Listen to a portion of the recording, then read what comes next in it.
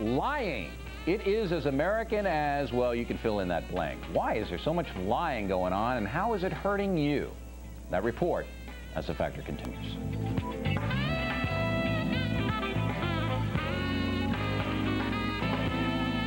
The author of the book Lies We Live By, Carl Hausman, who also teaches at NYU and Rowan University. Everybody, I guess, lies.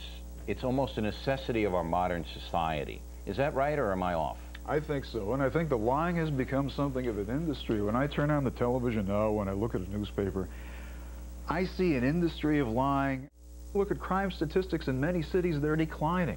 Crime rates are declining. Sure, the crime rates are declining. The crime may be the same, but the rates are declining because police departments have been under pressure to reduce crime, and what they've done is they've reclassified crime. They've reclassified assaults as bad behavior. They've reclassified... Yeah, and I try to stay away from statistics here on The Factor, and I always tell guests, look, we don't want to have dueling statistics. That's right. The pro-marijuana people... We had a pro-marijuana guy on last night, and we did the research, and we came up with less than 1% of everybody in prison is on a marijuana rap. Sure. Less than 1%. Sure. Yet their big push is we're crowding the prisons with drug offenders. Exactly. So we're looking at it as like nobody, you know? And that's a lie, but it's a lie that they can justify somehow. And that's what it's all about. Are like bikinis.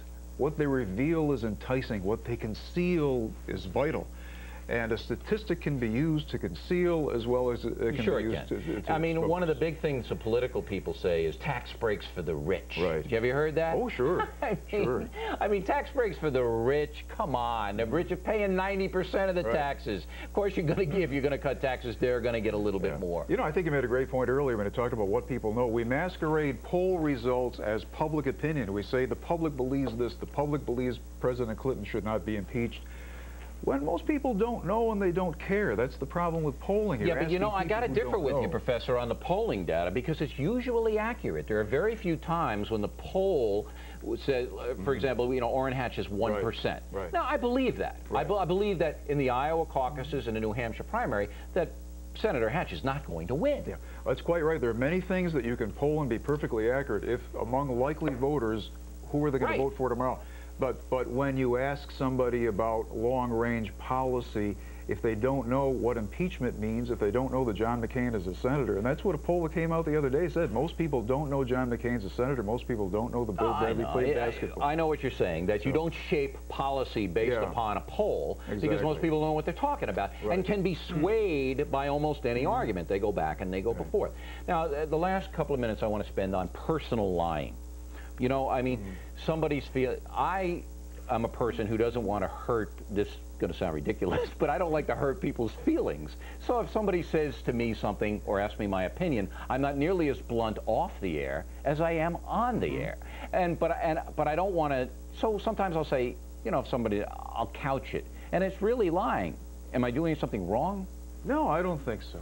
I think that we all lie. I lie, but you lie in subtle ways. You don't always tell the whole truth. I mean, I'm here to promote a book. I'm not going to tell you I got a C in statistics. I guess I just did. See, that's withholding information rather than a direct question. See, I believe there are lies, and then there are white lies. The real lie is meant to deceive for your own purposes, you know, to get something. Yeah. And the white lie is just, okay, yeah, I like your tie, and then you're going like this. Yeah.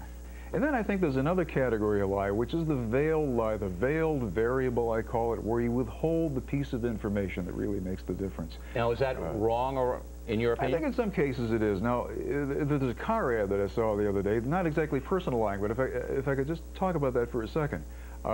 We're inundated with information. The confetti from the information explosion is raining down on us.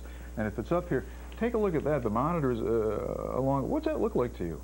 It looks like a lease, $199 a month. Yeah, zero down, right? Zero down. Look at underneath that. Can you see what it says? No. Available. Zero down, available. What does that mean? It means if you want a zero down ad, you can get it, but that's not what that is. If you could show it once more, if you could bring it back up, if you could bring up the... Underneath there, it tells you what the ad really is. It's $3,000 down for that car, And don't miss the back. There's a balloon payment of $11,000. So the zero down means what? Means if you want to negotiate a different deal other than that one, you can get it. Zero down is available. See, I'd put those people in jail. Hey, Professor, fascinating book. We thank you for coming in. Thanks for having me. And next we'll wrap things up with the most ridiculous item of the day and some of your mail.